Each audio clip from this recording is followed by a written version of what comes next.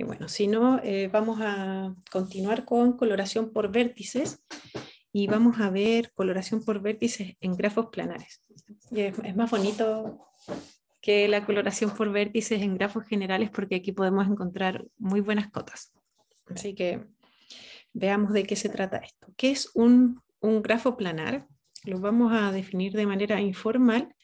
Es un grafo G con conjunto de vértices B, conjunto de aristas E, de manera que ese grafo se puede dibujar en el plano, ¿ya? Con los vértices como puntos en el plano, imagínense R2, ¿ya? Y las aristas son líneas que conectan estos puntos, ¿ya? De acuerdo a la definición de las aristas, y que no se cruzan entre sí, ¿ya? Es decir, veamos el ejemplo del K4, del completo en 4 vértices. ¿Es planar o no es planar? Para decir si es planar o para decir si es planar, debería mostrarles un dibujo de K4, ¿ya? Con sus vértices como puntos en el plano y sus aristas como líneas que los conectan de manera que no se cruzan. Entonces acá les digo, bueno, esa es una forma de dibujar K4 en el plano sin cruce de aristas. Entonces planar es como sin cruce de aristas, se puede dibujar sin cruce de aristas en el plano. K5. Tengo un vértice más. ¿Se puede dibujar en el plano sin cruce de aristas? No, no se puede, ¿ya? No es planar. No es planar. ¿Ya? Bueno, ¿sí? Para un grafo plano siempre tiene que ser completo. No, puede ser cualquier grafo. Lo único que tiene que suceder con el grafo es que se pueda dibujar en el plano sin cruce de aristas. Les voy a dar más ejemplos. K5 no es planar, tarea probar eso. Que no se puede dibujar en el plano sin cruce de aristas. K5 no es planar. Veamos otros ejemplos de grafos planares. Por ejemplo, un camino es planar. ¿Sí? Caminos son planares. Ciclos son planares. ¿Sí? Ciclos son planares. Otros grafos también lo son. Por ejemplo, este que está allí es planar. ¿Ya? Bueno, cualquier grafo que yo pueda dibujar en el plano sin cruce de aristas es un grafo planar. Esa es la definición de grafo planar. Lo puedo dibujar en el plano sin cruce de aristas. Dicho eso, este dibujo del grafo en el plano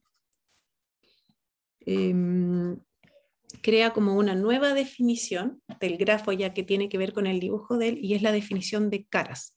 ¿Ya?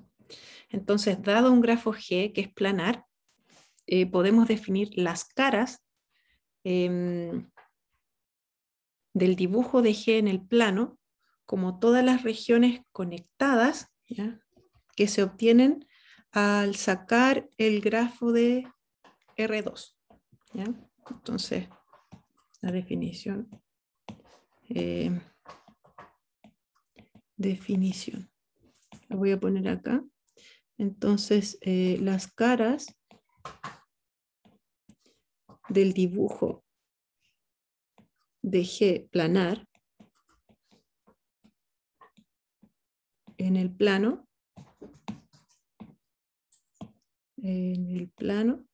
son las regiones conectadas de R2 sin todos los puntos y aristas que involucran este dibujo. ¿Ya? Con ese G me estoy refiriendo al dibujo. Bueno, sin más preámbulos, vamos a decir, por ejemplo, el K4. Y en ese dibujo, ¿quiénes son las caras? Tendríamos una cara acá, una cara aquí, una cara acá y la cara no acotada, que sería todo el plano menos esto que está aquí, ¿cierto? Menos esa parte que está ahí. Es una definición súper informal, pero la verdad es que no merece más, dado que es bastante intuitivo, dado los dibujos. Por ejemplo, para un ciclo tengo dos caras, la cara interior y esta cara no acotada. Para caminos tengo solamente una cara para ese camino y su dibujo, que sería la cara no acotada. Para este grafo que tengo dibujado acá, tengo la cara de adentro, ¿cierto? Y la cara de afuera. Tengo dos caras. ¿Ya? Esa es la definición de cara y esa, bueno, ahí hay algunos ejemplos. Aquí hay una gracia que tienen los grafos planares, y es que hay una fórmula que conecta su número de vértices con su número de caras con su número de aristas. ¿Ya? Y la fórmula dice así: si tengo un grafo G, dado G con vértices P, aristas E, planar, y bueno, pongamos sea F minúscula, la cantidad de caras de un dibujo de G en el plano, dibujo de G en R2, se tiene la siguiente fórmula: se tiene que vértices, n, donde n es la cantidad de vértices, más caras, menos aristas, ¿ya? Donde m es la cantidad de aristas, es igual a 2. ¿Ya? Esa es una fórmula de Euler, de Euler si prefieren, una fórmula que les dejo también de tarea para demostrar. Esta fórmula. Si quieren una indicación, no sé si la debería, pero bueno, hagámoslo. Lo podrían, por ejemplo, mirar quizás por inducción. ¿Ya? Eso es una indicación, pero pueden haber otras maneras. ¿Ya? Yo intentaría primero por inducción la demostración de esa fórmula. Ahora, ¿inducción en qué? Ahí ustedes lo tienen que pensar. Ya, esa fórmula es súper útil porque, por ejemplo, implica que los grafos planares no tienen muchas aristas. ¿Ya? Son grafos en general que tienen pocas aristas y se pueden obtener, por ejemplo, cotas para existencia de vértices con grado pequeño. ¿Ya? Entonces, esa fórmula la vamos a utilizar ahora de la siguiente manera. La fórmula de Euler,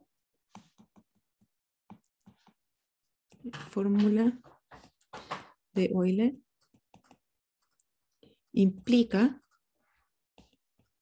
que la cantidad de aristas que tiene este grafo planar está acotado por arriba siempre por 3 veces la cantidad de vértices menos 6. ¿Ya? O sea que cada grafo planar tiene a lo más una cantidad lineal de aristas en términos de sus vértices.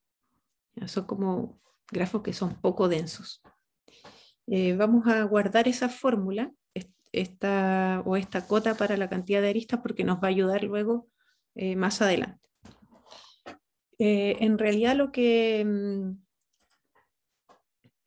bueno, ocupémoslo al tiro para que quedemos, para quizás finalizar la idea de lo que les dije aquí de los grados pequeños, ¿ya? De vértices, que existen vértices de grado pequeño. Bueno, esta fórmula de Euler implica esta cota para la cantidad de aristas, y nosotros tenemos habíamos hecho una observación.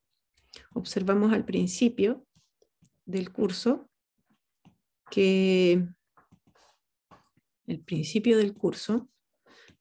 los grados de los vértices se relacionan con las aristas de la siguiente manera. Entonces, grados, la suma de los grados de los vértices era 2 veces la cantidad de aristas. ¿Sí?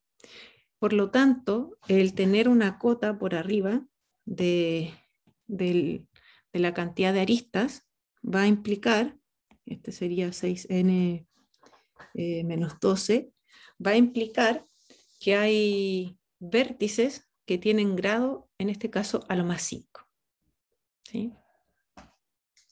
De lo contrario, tendríamos una contradicción a esta cota, ¿no? Yo afirmo que G contiene un vértice de grado a lo más 5, con grado a lo más 5, y eso se ve fácilmente por contradicción.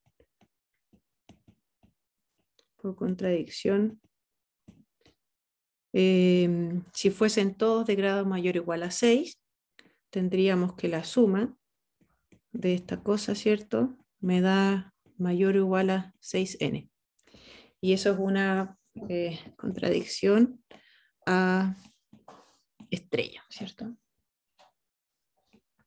que se obtiene a partir de combinar esta suma de los grados igual a 2 veces las aristas junto con la fórmula de Euler, que implica una cota por arriba para la cantidad de aristas en términos de los vértices, ¿ya?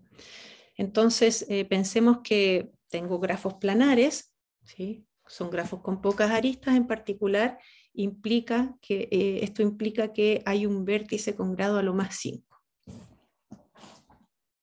Y bueno, se pueden dibujar de manera bonita en el plano. Un poco de historia acerca de la coloración por vértices en grafos planares. Sería más o menos lo siguiente.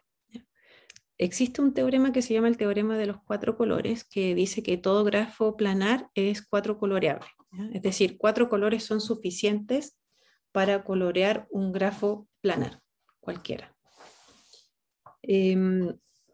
La historia cuenta más o menos lo siguiente. Cuenta que el hermano de un estudiante de doctorado, ¿ya?, que se llama Francis Guthrie, nunca he preguntado si se pronuncia así, por allá por el 1852, le preguntó a su hermano, que era un estudiante de doctorado, si es que acaso todo mapa se podía colorear con a lo más 4 colores sin que países fronterizos recibieran colores iguales, ¿ya? Y bueno, su hermano, que era estudiante de doctorado, le preguntó a su profesor, que era, me parece, de Morgan, y que conocía, bueno, a Kempe y a Hewitt. Entre todos comenzaron a investigar este problema, lo encontraron interesante. Todos pensaban que sí se podía, porque cada ejemplo que tomaban lo podían colorear con 4 colores. Entonces pensaban que sí, eso era razonable y que probablemente era cierto.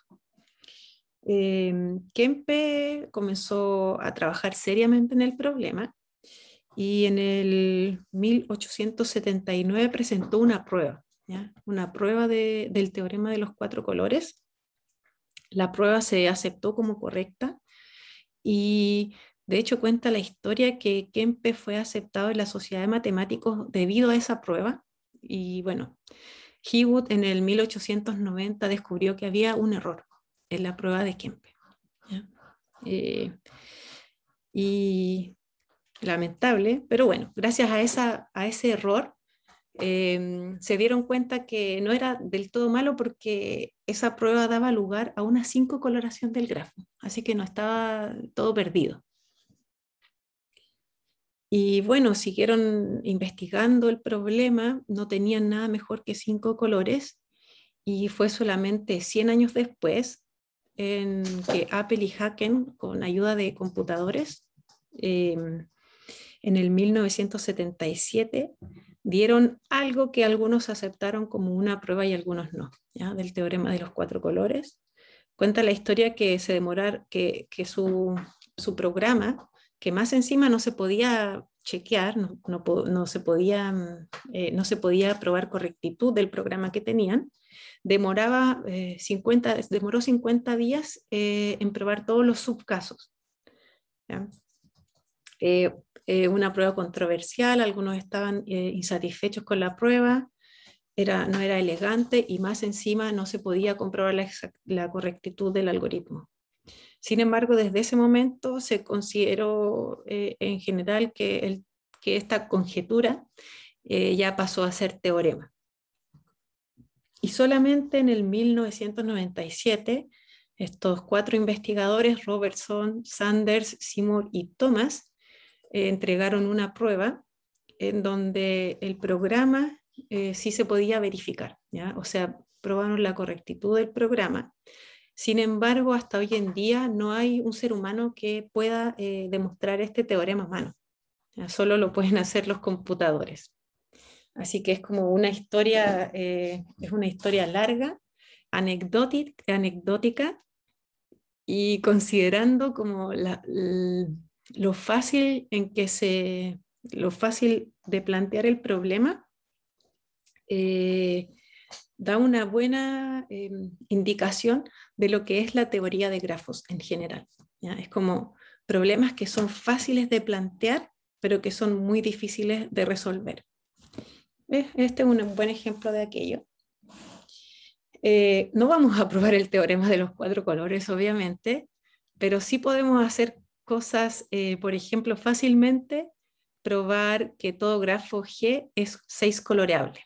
¿Ya? Todo grafo planar es 6 coloreable, eso sí se puede hacer. Y con un poquito más de trabajo se puede probar que es 5 coloreable utilizando estas ideas de Kempe y Hewitt. Así que vamos a mirar eso. Y acá les tengo una pregunta, a ver si estuvimos atentos. Al principio dijimos que todo grafo planar tiene un vértice, todo grafo planar tiene un vértice de grado a lo más 5. ¿Sí? Entonces existe V en los vértices de G con su grado a lo más 5. Y yo les digo que esa afirmación implica que cualquier grafo G es 6 coloreable. Y la pregunta es, ¿por qué? ¿Fue muy rápido o estamos siguiendo?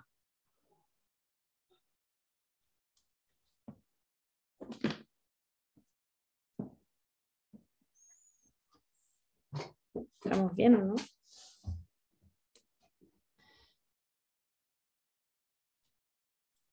Nosotros teníamos cotas antes, ¿sí? Hemos visto por lo menos 3 o 4, hemos visto 4 proposiciones relacionadas a cotas para el número cromático en términos de los grados de los vértices del grafo. ¿Por qué es el grado máximo más 1? Hay una que dice grado máximo más 1, pero ojo que los grafos planares pueden tener grado máximo arbitrariamente grande. Imagínate este grafo planar.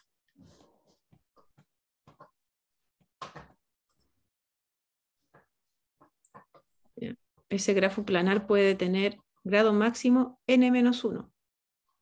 ¿Sí? Puede estar conectado a todos los vecinos. Entonces, con grado máximo no puede ser. Pero ahí no tenés un vértice con grado a lo sumo 5. Ajá, eso sirve. ¿Cuál fue la proposición que vimos que no tenía que ver con grado máximo?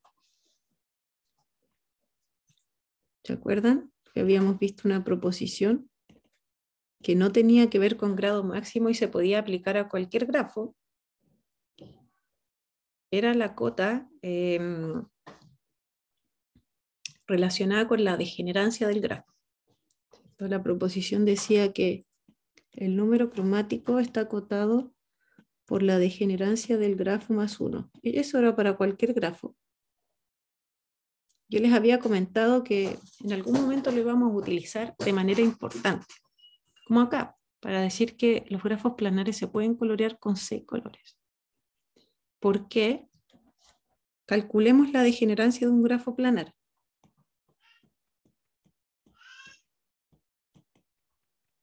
¿Cuál es su degenerancia?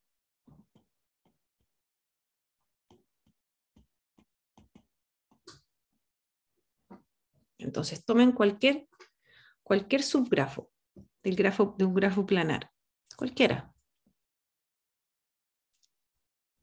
¿Cuál es su grado mínimo?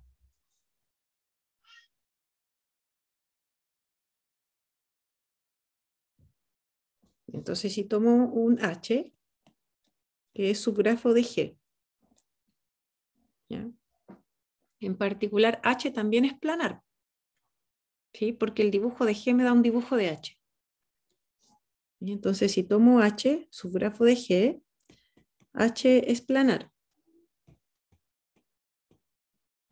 Entonces, ¿cómo será su grado mínimo? Está acotado ¿por qué? Sabemos que todo grafo planar contiene un vértice de grado lo más 5, por lo tanto el grado mínimo de cualquier grafo planar no puede sobrepasar a 5. Está acotado por a lo más 5. ¿Sí? Es decir, que cuando yo calculo la degenerancia del grafo G, estoy calculando el máximo dentro de todos los grados mínimos de los subgrafos de G. Yo sé que ninguno de ellos sobrepasa 5, así que la degenerancia de G es a lo más 5 para cualquier grafo planar.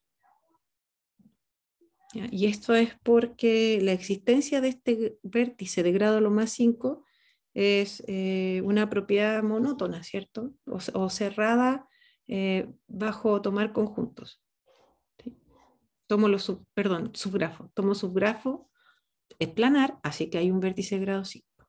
Tomo cualquier otro subgrafo, es planar, vértice de grado 5. Entonces, cuando calculo la degenerancia, tengo que esa degenerancia está acotada por arriba por 5. Usando esta proposición, por la proposición, entonces tenemos que se puede colorear cualquier grafo planar con 5 más 1 colores, ¿cierto? Esto por proposición. Y ojo que eso también me entrega un algoritmo, como esta era una prueba algorítmica, yo puedo ordenar los vértices del grafo de acuerdo a esta demostración y tener un algoritmo que calcula una 6 coloración del grafo G. Sabemos que se puede con 4, pero ya con 6 no está tan mal. De hecho, con un poquitito más de esfuerzo, se puede probar que todo grafo planar es 5 coloreable. Y lo que vamos a ver ahora es más o menos la idea que tenía Kempe por allá ¿por qué año? Por el 1879. ¿Ya? O yo creo que ya con el tiempo se ha ido modificando. ¿Hasta acá tenemos alguna duda con los argumentos que vimos anteriormente? ¿O estamos ok? A mí me quedó una duda con respecto al grafo planar que graficó usted ahí. El vértice central tiene grado mayor que 5. Y acá la proposición dice que un grafo planar tiene un vértice a lo sumo de grado 5, pero no es para todos los vértices, no es que tiene alguno. Claro, existe. Ok. Al menos uno. Y esa existencia viene dada por esta desigualdad que teníamos acá, ¿no? Por contradicción lo probamos, porque si tuvieran todos grados mayor o igual a 6, tendríamos que esa sumatoria da más que 6n, pero eso tiene que dar menos que 6n menos 12. Así que asegura la existencia de al menos un vértice que tiene el buen grado. Pero no sé cómo son los demás. Puede ser que sea exactamente 1 de grado. Bueno, de hecho uno puede probar un poco más que 1. Pero para mí con 1 es suficiente. Con un vértice de grado 5 estoy bien.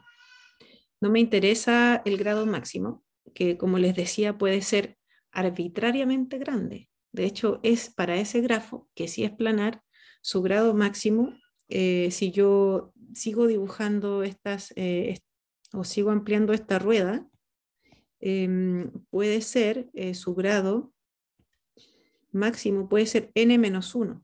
De hecho, creo que esto se llama wheel, así como rueda en inglés, y sería, digamos,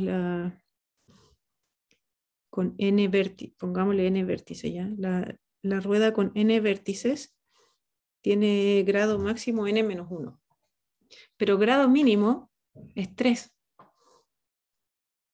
¿Sí? Aquí el delta de esta wheel, de la rueda, es 3. ¿Y existe un vértice con grado a lo más 5? Sí. Bueno, de hecho siempre va a existir porque ya probamos que para los planares siempre existe.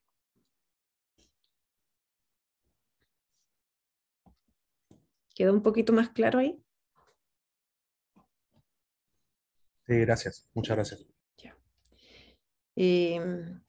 Veamos entonces qué pasa con el teorema de los 5 colores. Y aquí vamos a ver como cosas interesantes en cuanto a una técnica, se puede decir, que se utiliza harto en el tema de coloración de grafos. Y es lo siguiente, no es nada complicado, pero se utiliza harto. Para probar esto vamos a tomar ese vértice de grado 5 que existe. ¿Ya?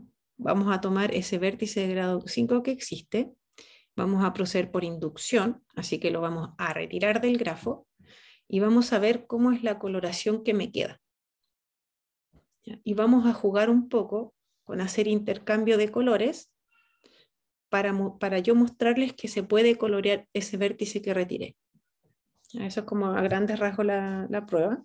Entonces vamos a proceder por inducción. Procedemos por inducción. En el número de vértices, en n. Y n entendido como número de vértices del grafo.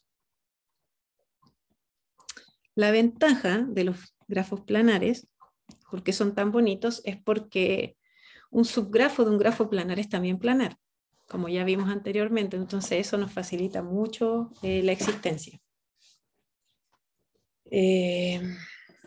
Veamos entonces, tomamos este vértice de grado 5 que existe, tomamos B, los vértices de G, con el grado, perdón, escribí delta, con el grado de B a lo más 5. Ya, si el grado de B fuese estrictamente menor que 5, como tengo 5 colores disponibles para colorear, procediendo por inducción, fácilmente puedo extender la coloración que me da la hipótesis inductiva para colorear ese vértice. Así que yo puedo suponer, de hecho, que ese vértice tiene grado exactamente 5. ¿Sí? No requiero, o sea, menos vértices está listo. Así que tenemos ese, ¿se entiende esa idea? Si tengo 4, 3, 2, un vecino, puedo colorear B sin problema, por hipótesis inductiva. ¿Se entiende esa idea, cierto? ¿O no? Con confianza. Bueno, voy a ir quizá más lento, ¿ya? Para que se entienda eso. Entonces lo tomamos con grado menor o igual a 5. ¿Okay? Si el grado del vértice es estrictamente menor que 5, entonces ¿qué yo tengo? Tengo un vértice B con una vecindad que tiene a lo sumo 4 vecinos, ¿sí? Y si tomo el grafo G menos B y coloreo sus vértices de manera inductiva, voy a tener que en la vecindad de B en G hay a lo sumo 4 colores diferentes. ¿Sí? Entonces, en el peor de los casos, procediendo por inducción, la hipótesis inductiva me da esos 4 colores distintos, pero aún me queda uno para colorear B. ¿Sí? Entonces podemos extender la coloración. ¿Sí? Entonces obtenemos, en ese caso, obtenemos inductivamente una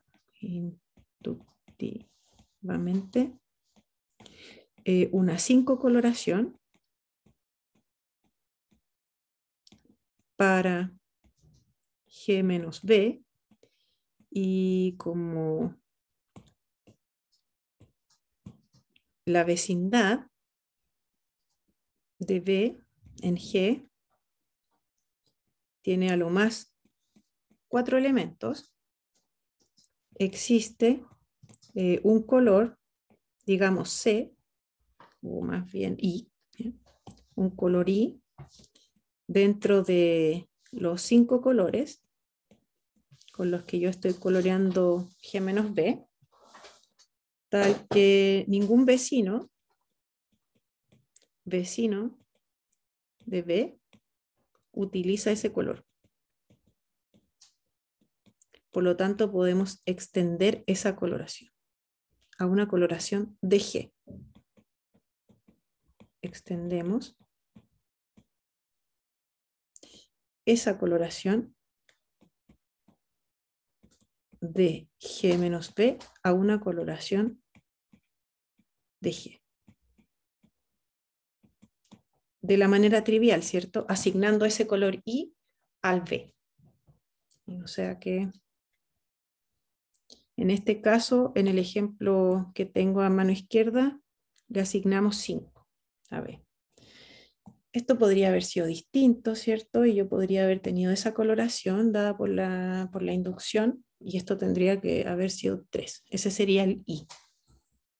¿Ya? Entonces, ese es el primer caso. El segundo caso es el caso más complicado. ¿Qué pasa si el grado es exactamente 5? Ahí ya no podemos proceder de la misma manera porque, bueno, ahora lo voy a dibujar acá. Si yo considero G menos B, ese grafo, el grafo que obtengo al retirar el vértice B y todas sus aristas incidentes, que sería un grafo que,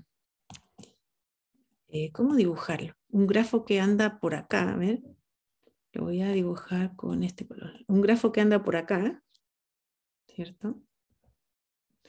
Ese grafo, al que le quiero llamar H por ahora, en el peor de los casos, cuando obtengo una coloración de ese grafo de manera inductiva, todos los vecinos de B pueden tener colores distintos, ¿sí? Es decir, que podría ser que la coloración que me entrega la inducción me dice colorea todos diferentes. Entonces ya no tengo el color libre para colorear B inmediatamente y extender la coloración de H a una coloración de G. Entonces ahí, ¿qué hacemos? Ocupar toda nuestra imaginación para ver qué se hace, pero bueno, nosotros no lo tenemos que hacer porque Kempe y Hewitt ya lo hicieron, ¿ya? Entonces, recapitulando, obtenemos una coloración, obtenemos inductivamente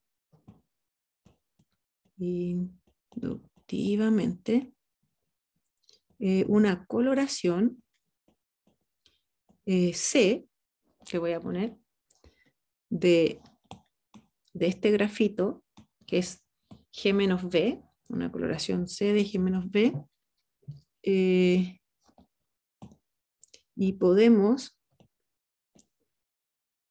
asumir que la vecindad, ¿cierto?, de B en G utiliza todos los colores. Utiliza todos los colores. ¿Estamos de acuerdo con eso? No he dicho nada extraño, solamente estoy diciendo que si no los utilizase todos, procedo de la manera en que procedí acá, ¿ya?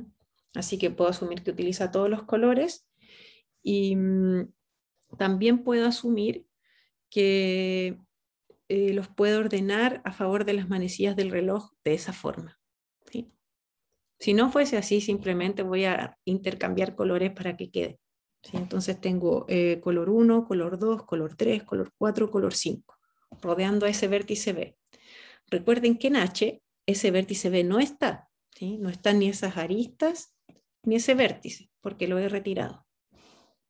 Entonces ahora nuestra tarea va a ser argumentar que podemos intercambiar dos colores, por ejemplo, el 1 con el 3, para poder colorear ese vértice B o recolorear el grafo H y poder colorear B con el color que falta en su vecindad. ¿Ya? Entonces aquí vamos a utilizar obviamente la planaridad del grafo, que todavía no la hemos utilizado tanto, solo utilizamos la existencia del grado, del vértice grado a lo más 5, pero aquí vamos a utilizar el concepto de planaridad para esta parte.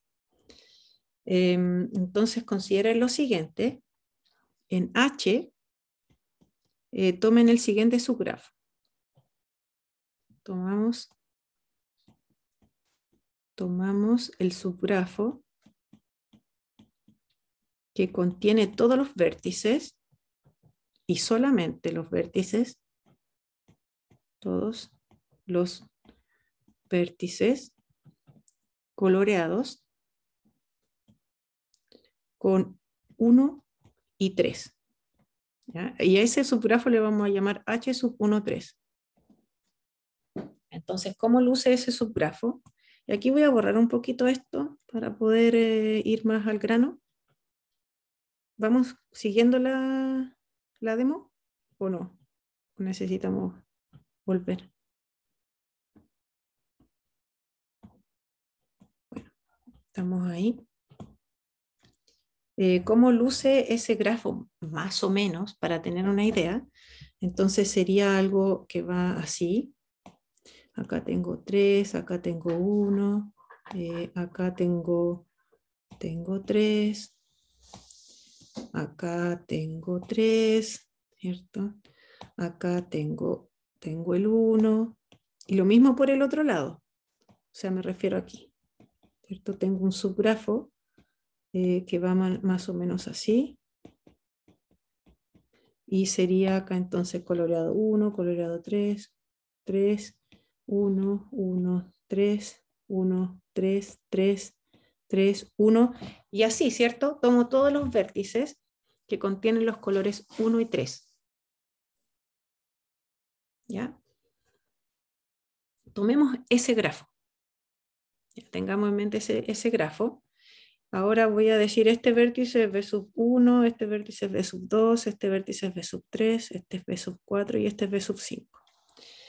Si en la componente, ¿ya?, de H13, la componente de H13 que vive B sub 1, si esta componente no se conecta con la componente en que vive B sub 3, ¿ya?, es decir, no hay un camino que los conecta aquí, entonces yo podría intercambiar colores en cualquiera de las dos componentes de H13 para que, ¿qué? Si cambio acá, voy a cambiar 1 con 3, este me va a quedar coloreado 3 y los demás 1. ¿Ya? Se van a intercambiar colores si no están conectadas las componentes. Eso lo puedo hacer. Bueno, si estuviesen conectadas, también podría hacer lo mismo para toda la componente, pero lo único que estaría haciendo es cambiando el 3 acá y el 1 acá. Y ahí quiero que se entienda esta idea. Tomamos la componente,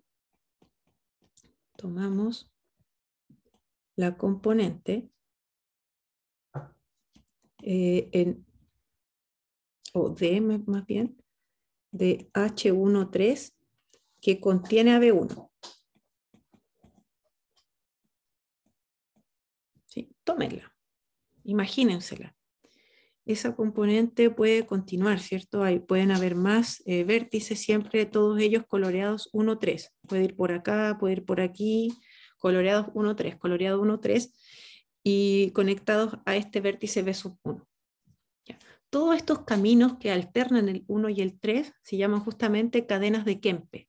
Y se utilizan harto ese lenguaje se utiliza harto en la coloración de grafos.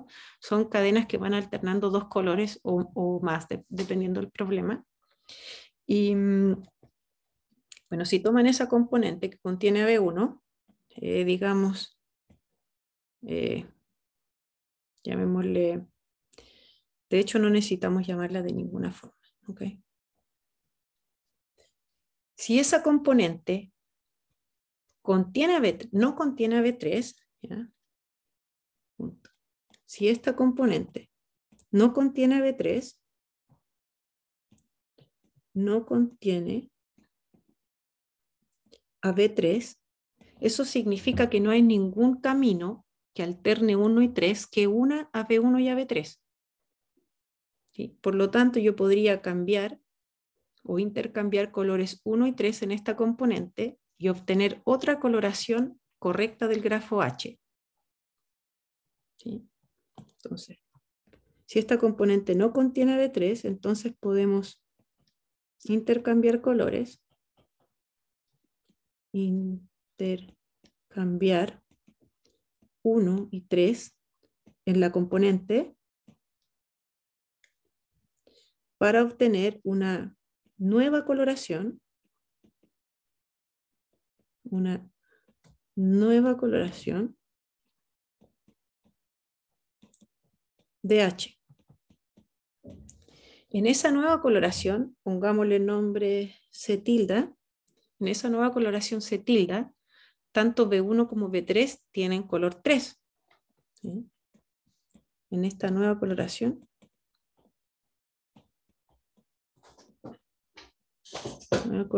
tenemos que el color de B1 es igual al color que tiene B3, que en este caso sería 3, y ningún otro color ha sido cambiado en la vecindad del vértice B.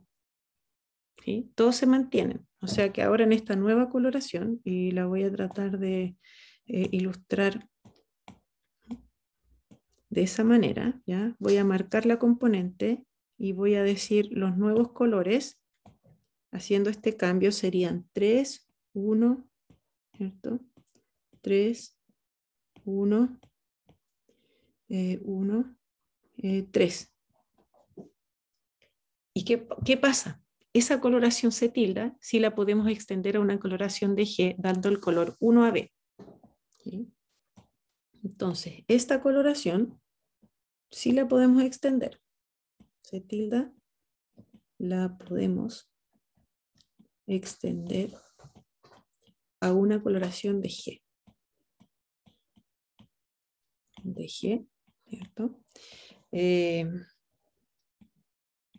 Bueno, haciendo en este caso en particular el color de B igual a 1. ¿Alguna duda con respecto a ese argumento? ¿Se entiende el argumento? ¿Se entiende también que esto es una ilustración y que el grafo puede ser otra cosa? ¿Puede ser diferente? ¿Cómo garantizo que no esté conectado? Es que ese es el primer caso. Okay. ¿Ya? Entonces tomamos esa componente y suponemos primero, claro, que esa componente no contiene a B3. Claro, y ese es el maravilloso mundo porque podemos extender. Pero ahora tenemos que analizar qué pasa si están conectados. ¿Sí? Y ahí se nos complica la cosa. Y fíjense que podemos asumir que cualquiera dos están conectados. O sea, podemos la definición de H sub 1,3 llevarla a H sub IJ para cualquier color IJ con I de 1 a 5, con J de 1 a 5 distintos, y armar estas componentes. ¿Sí? O sea, lo que quiero decir es que de 2 a 5 también podemos tener la misma historia, y si no estamos conectados con cadenas de Kempe, podemos hacer este intercambio de colores. O sea, lo que hemos hecho acá se puede llevar a otros pares de vértices. ¿Sí? Es decir, que ahora yo sé que entre todos los vértices, entre cada par de vértices vecinos, están conectados por cadenas de Kempe. ¿Sí? S y S están conectados por cadenas de colores 2 y 5. Este y este por cadenas de colores 1, 3. SS por cadenas de color 2, 4. Y así para cualquier par, porque de lo contrario podemos extender con el mismo argumento que está acá. ¿Sí? Ya, entonces vamos al caso en que no ocurre. Entonces ahora, ¿qué pasa si B3 está en la misma componente?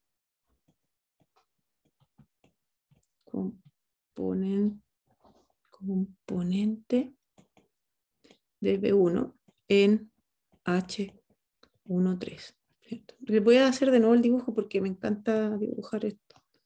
Encuentro que se puede ver mucho mejor.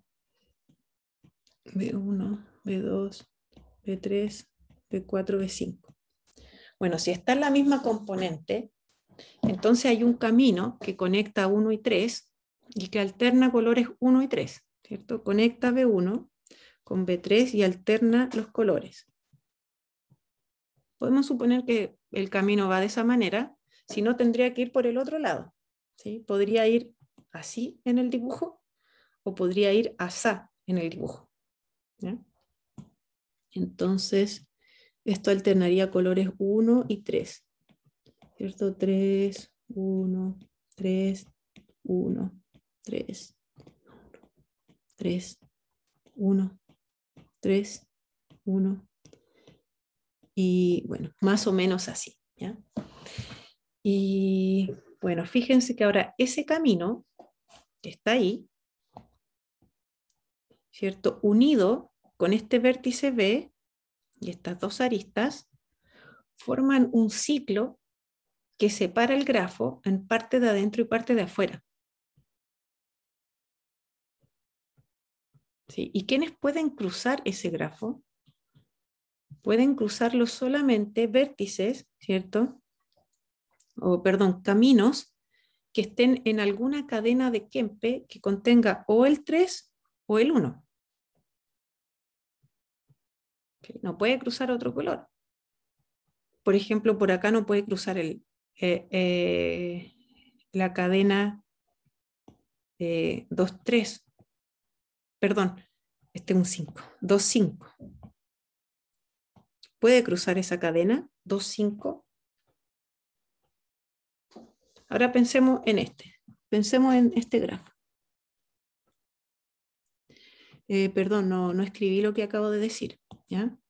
Bueno, si B3 está en la misma componente, B1 existe un camino. Lo voy a escribir para que quede más ordenado. Entonces existe ese camino P. De manera que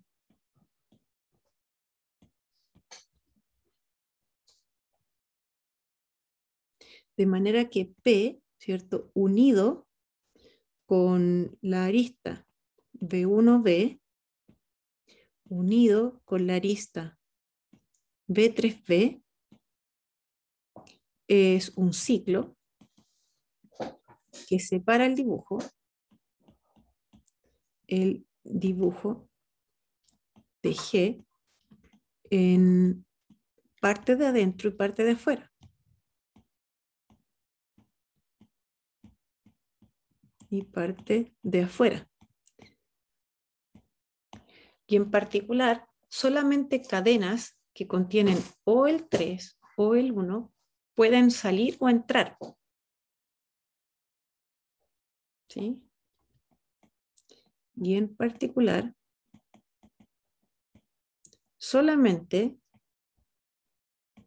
caminos que contengan o que sean coloreados con color 1 o 3 pueden entrar o salir.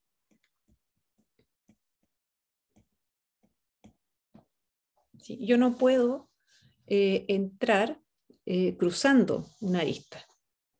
Eso sería una contradicción a la definición de planaridad y al dibujo que estoy tomando. ¿Sí? La única forma que yo tengo para pasar de acá a acá en mi grafo es entrar por un vértice, ya sea un vértice que está coloreado con color 1 o un vértice coloreado con un color 3. ¿Ya? Y aquí vamos a la conclusión del asunto. Miren el grafo, o más bien el subgrafo, H25. Podría haber tomado también 2,4, pero hagámoslo con H25. Miren H25, es decir, todos los vértices que están coloreados con color 2 y con color 5. ¿Ya? Ahora fíjense en la componente que contiene AB2. Y consideramos la componente que contiene AB2.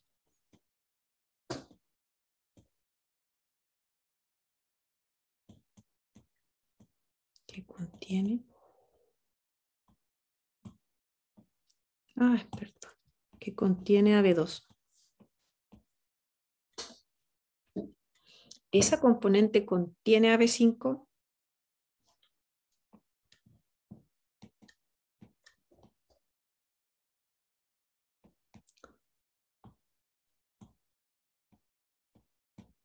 ¿Puede contener AB5?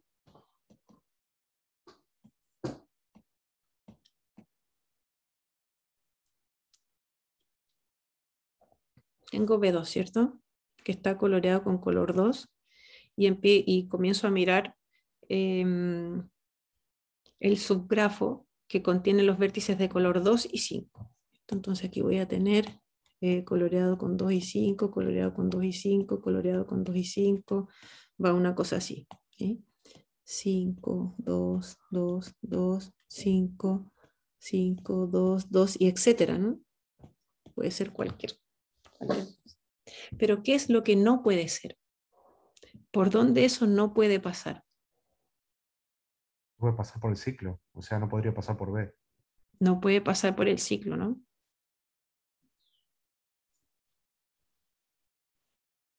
Bien lo dijiste, ese camino que está ahí o esa componente no puede pasar por acá. ¿Cuál es la única forma que tiene esa componente de salir? Es por uno de estos vértices. Pero no puede, porque esos vértices tienen colores 1 y 3. Sin embargo, estamos considerando ahí color 2 y 5. Así que concluimos que esa componente no contiene AB5. ¿Sí? Y la respuesta sería no. No. Y por lo tanto podemos proceder como en el caso anterior, en el caso 1. ¿Sí? Entonces no. Y por tanto podemos proceder como en el caso 1. Proceder como en caso 1, ¿cierto? Entonces tuvimos dos casos, este caso 2 y este caso 1, que estaba por aquí, ¿cierto? Este fue nuestro caso 1. Ahí lo marqué para que sea más ordenadito.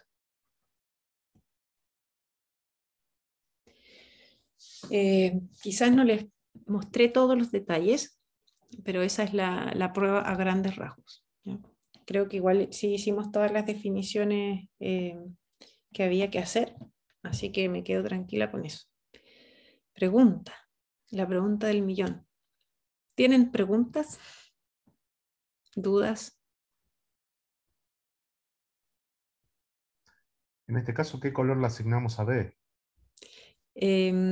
Como en ese caso la componente que contiene AB2 no está, bueno, la componente de H25 no contiene al B5, esa componente o también en esta componente podríamos intercambiar colores, en cualquiera de las dos.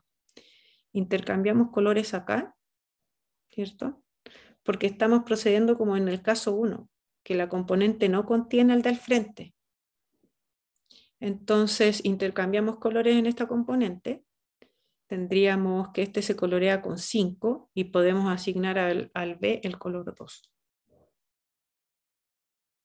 En particular esto también nos da un algoritmo para colorear el grafo con 5 colores.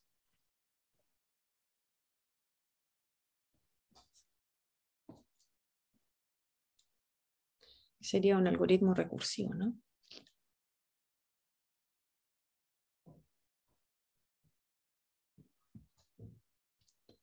¿Cómo estamos? ¿Más o menos? ¿Bien?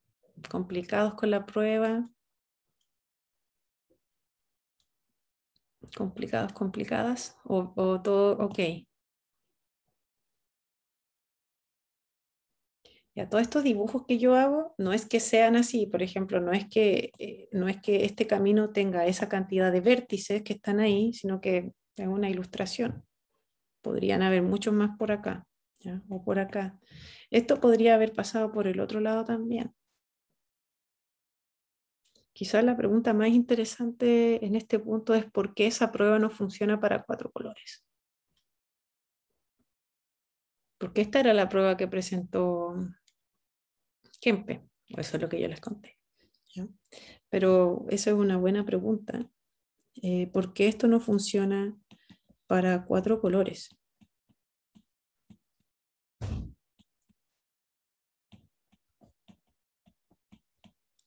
No funciona para 4 colores. Es buena esa pregunta, me encanta. Como un poco ñoño, pero me gusta mucho esa pregunta. ¿Por qué no funciona? O sea, yo veo eso y digo, en vez de tener esos 5, tengo 4, debería funcionar aplicando el mismo argumento. Pero claro, si es que estoy diciendo algo, eso es porque hay un caso que estoy dejando de lado. ¿No puedes tomar el grado máximo 5 o sí? Eh, El grado del vértice 5 si tenés 4 ahí. ¿O sí? es que podría tomar el grado 5, porque es lo único que puedo tomar. No puedo asegurar que hay un vértice grado 4, ¿sí? Pero yo siempre puedo asumir de manera inductiva que podría colorear con 4, así que la vecindad me quedaría coloreada con 4 colores. Habrían 2 que se repiten, pero si esos 2, por ejemplo, fueran 4 y 4 ahí, podría ser el mismo argumento, ¿sí? Ya, pero justamente no siempre, no, de hecho eso siempre podría ocurrir. Bueno, ¿qué pasa si tengo grado 4 y coloreo con 4 colores? Quizá ese es el caso interesante, porque si tengo grado 5, puedo hacer lo mismo que está acá. Pero ¿qué pasa si tengo grado 4 y 4 colores? Ahí ya cambia un poco, ¿no? Bueno, les dejo esa inquietud para pensar. Quizás lo que le acabo de decir tampoco es la forma de pensarlo. Igual yo me sé la respuesta, pero quiero que lo piensen o lo investiguen, vean cuáles son los casos, en qué caso esta prueba se podría copiar, tal cual como está. En qué casos no hay un gap para, para aplicar esta prueba así directamente para 4 colores. ¿En dónde está el problema? Que fue finalmente lo que hizo Heawood con la prueba de Kempe, encontrarle ahí el error. Entonces eso lo voy a dejar para que ustedes lo piensen antes de googlearlo, ¿ya? Así que piensen un poco antes de googlear, pongan sus casos, pongan colores, jueguen ahí intercambiando colores cuando se puede, con cadenas de Kempe. Dense ejemplos también, ¿por qué no? ¿Cierto? Ejemplos más concretos, más que esta cosa como abstracta que está acá. Y bueno, si no hay duda con respecto a esta última demostración, podríamos revisar un poquitito en lo que nos queda la coloración por aristas. Sucede que la próxima clase la tendremos el lunes y yo tendré que compartir mi espacio con el profesor Daniel, que nos va a contar un poco acerca de coloración más en una generalización, ¿ya? Entonces, si no aprovechamos de ver un poco de coloración por aristas, no lo vamos a ver. Y yo ya le había adelantado que era bastante más interesante, ¿sí? Alejandra, ¿me dice algo? Sí, profe, es que yo tengo una dudita sobre la prueba antes de seguir con otro tema. Ujú. Mi pregunta es, en esta última parte de la prueba, ¿qué sucede si, digamos, en la parte de adentro no hay uno de los vecinos de V?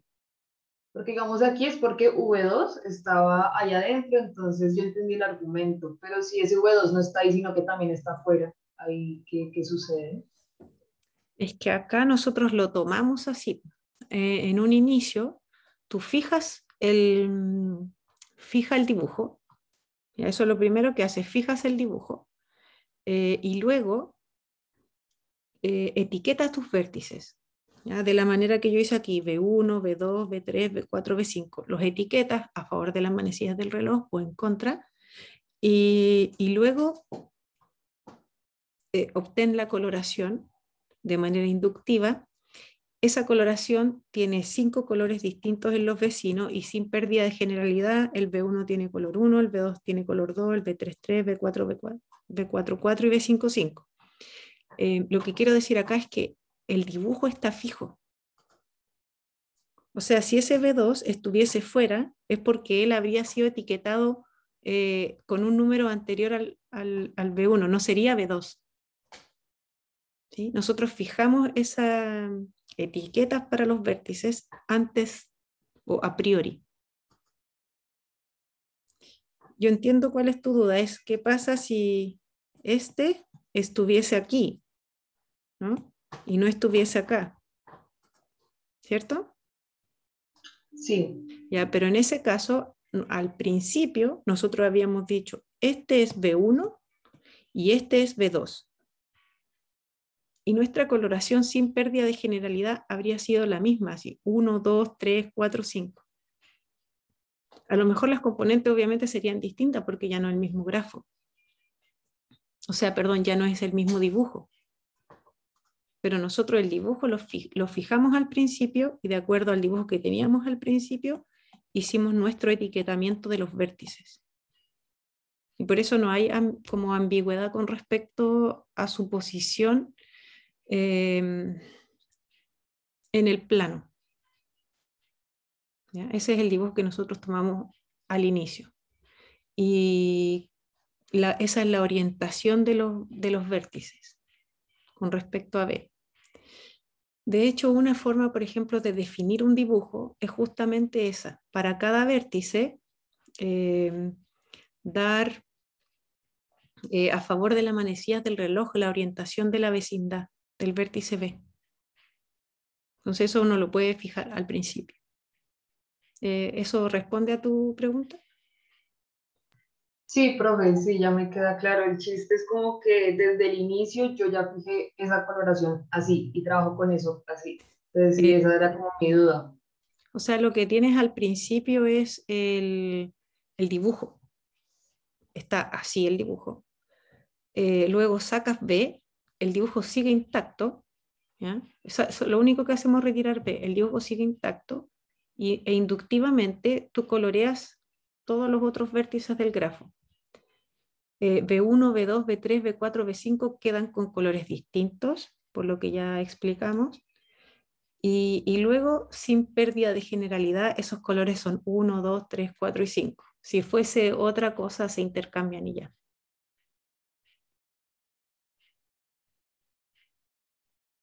¿Queda claro? Sí, profe, muchas gracias. Ya, qué bueno.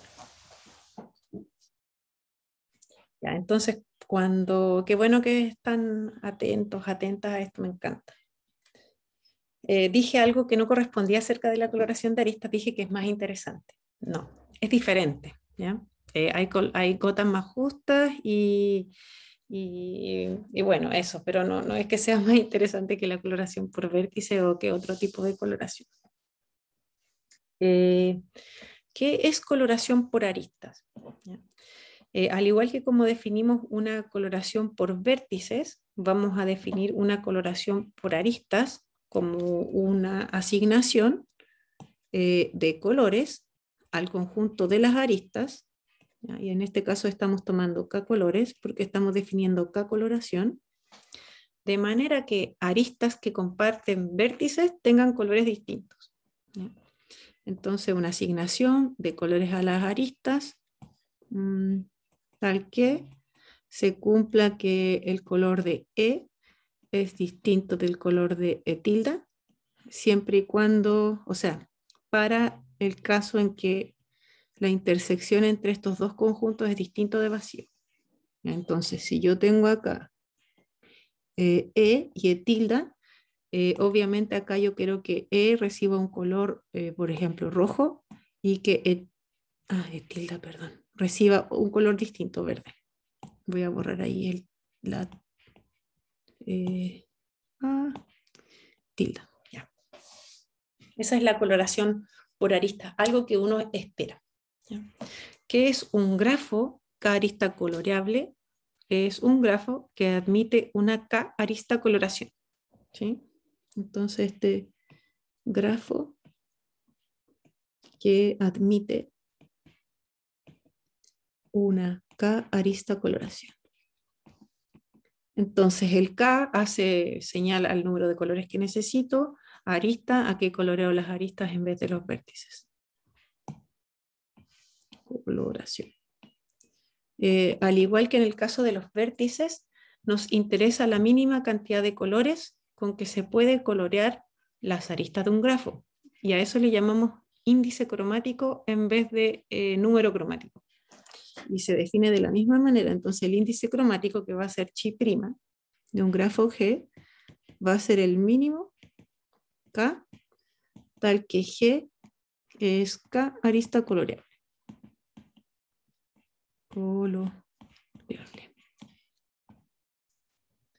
Y bueno, aquí viene una parte interesante de la coloración por aristas. Si quieres, hagamos un ejemplito como para suavizar todas estas definiciones. Miramos nuestro grafo favorito. Vamos a mirar el K4, que nos gusta mucho.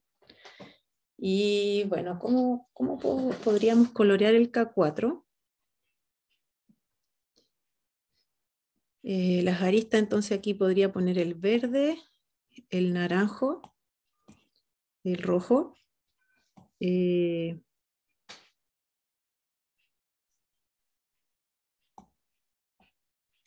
Acá podríamos poner amarillo.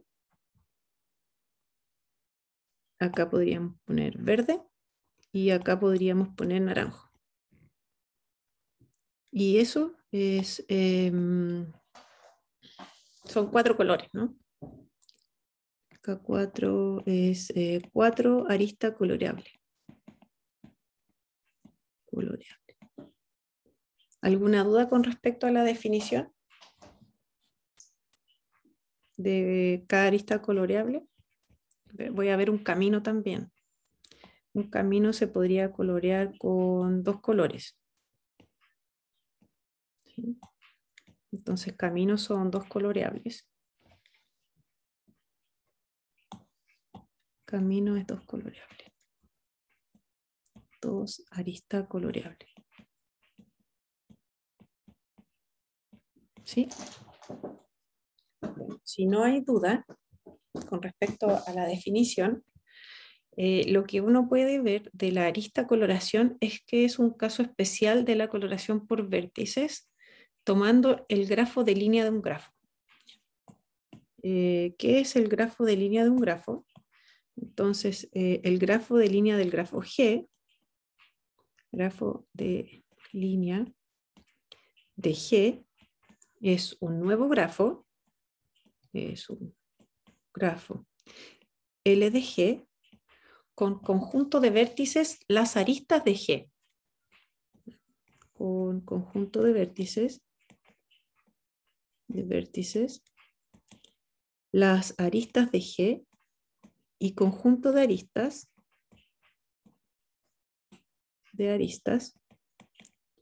todos los pares de aristas de G que comparten vértices. ¿Ya? Entonces son todos los pares E' con E y E' en las aristas de G, tal que comparten vértices, es decir, que E intersectado con E' es distinto de vacío. Si prefieren poner tilde, estoy de acuerdo, a mí también me gusta más. ¿Ya? Entonces pongamos E tilde. Aquí uno ve que es claro que el índice cromático de G corresponde al número cromático del grafo de línea, ¿ya? De hecho, es como que la definición está hecha para eso, ¿sí? Vemos que el número cromático del grafo de línea es exactamente el índice cromático de G. ¿Sí? Entonces es por eso que arista coloración es un caso especial de la coloración por vértice. Tiene mucha más estructura porque lo que estoy haciendo es tomando un grafo y luego dándole esta estructura en donde vértices del grafo de línea son aristas del grafo original y en donde básicamente tengo muchos grafos completos, por así decirlo, que corresponden a los vértices del grafo original. ¿Ya? Si nos fijamos en el grafo de línea de ese grafo completo, tenemos entonces que los vértices, ¿cómo lo podríamos dibujar acá? Los vértices, bueno, veamos ese ejemplo entonces, serían ¿quiénes? Serían entonces las aristas, o sea, tendríamos 6 vértices en el grafo de línea. ¿Y cuáles son las conexiones? Bueno, por cada vértice del grafo original tengo que conectar las aristas que inciden ahí, ¿sí? Entonces en este caso sería esto para ese vértice que está acá. Acá tendría eso. Para este vértice que está aquí, tendría esto.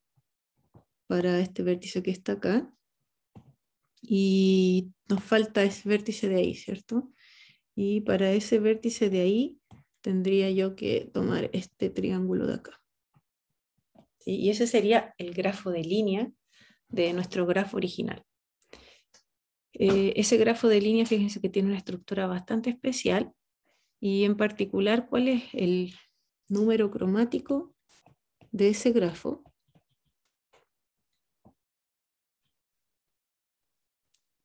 Bueno, un grafo regular y el número cromático es 4. ¿Sí?